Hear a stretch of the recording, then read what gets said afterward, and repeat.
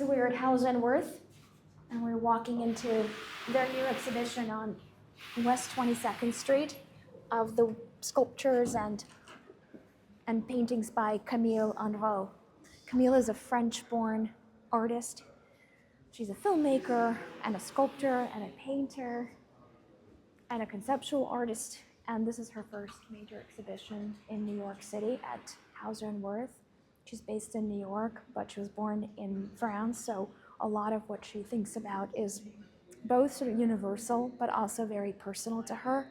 And for the first time in these large-scale sculptures, she's thinking about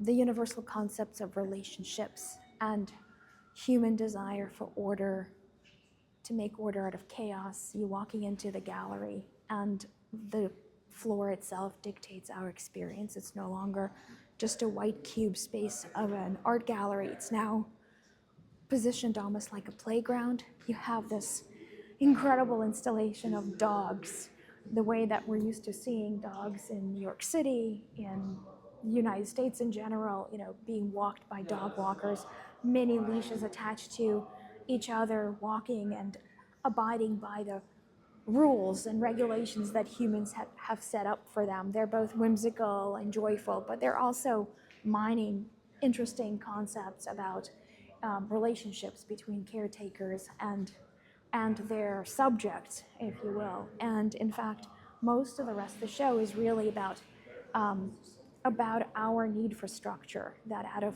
chaos, humans seek some kind of forms of structure and reason. The sculptures in the exhibition, the large-scale sculptures, are both anthropomorphic and really evoke the body, but they also very much seem to come from the source of several objects that we're all very familiar with. Think of the abacus, the ancient counting device that humanity has used for thousands of years. And on the other hand, think of the children's toy that you generally see in a doctor's office, pediatric doctor's office, that kids can play with. This is what they're reminiscent with. So there's a playfulness to the sculptures. The smaller ones have these resin elements that can be moved. The larger ones with bronze that she has taken on really create this incredible undulating line, and they're very sensual and biomorphic, but also they imply a certain interaction with the human mind and the human hand. And this is something that's of great interest to Camille. And what you have on the walls are her paintings, and the paintings come from her Do's and Don'ts series, all of which are born out of an interest that she has in manners and etiquette and the restrictions and requirements of behavior that we are all very familiar with.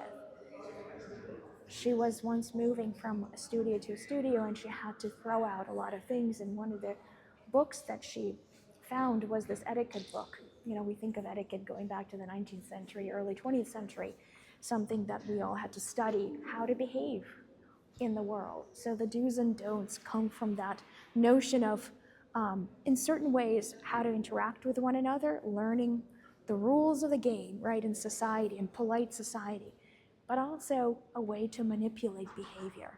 And she's interested in both of those notions.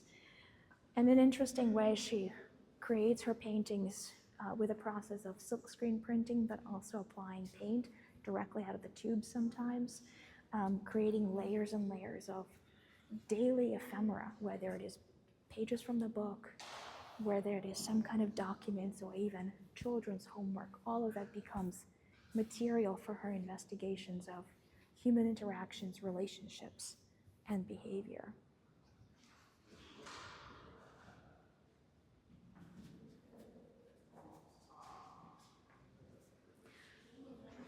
Her sculptures are also reminiscent of creatures in some ways. You look at them and they remind us of some sort of abstracted creatures with their sort of anthropodic kind of presences.